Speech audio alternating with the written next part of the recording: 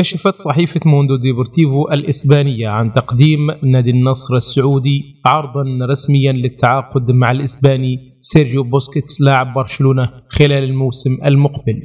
ووفقا للصحيفة الإسبانية فإن إدارة النصر برئاسة مسلي المعمر قدمت عرضا ضخما لبوسكيتس بلغت قيمته 18 مليون يورو لمدة عامين، وأشارت إلى أن السعودية ترغب في رفع مستوى دوريها بعد ترشحها لاستضافة بطولة كأس العالم 2030، حيث يريد الاتحاد السعودي لكرة القدم رفع جودة جميع الأندية مع وصول لاعبين عظماء من منتخبات أوروبية.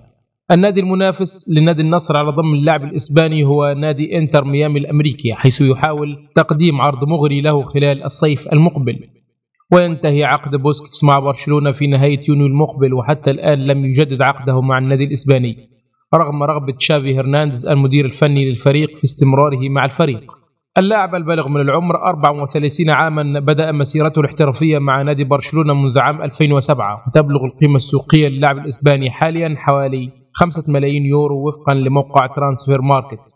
يواجه نادي النصر نظيره الوحدة يوم الخميس المقبل ضمن منافسات الجولة 16 من دوري روشن السعودي للمحترفين، ويحتل النصر صدارة ترتيب دوري روشن السعودي برصيد 34 نقطة بعد مرور 15 جولة من الدوري السعودي.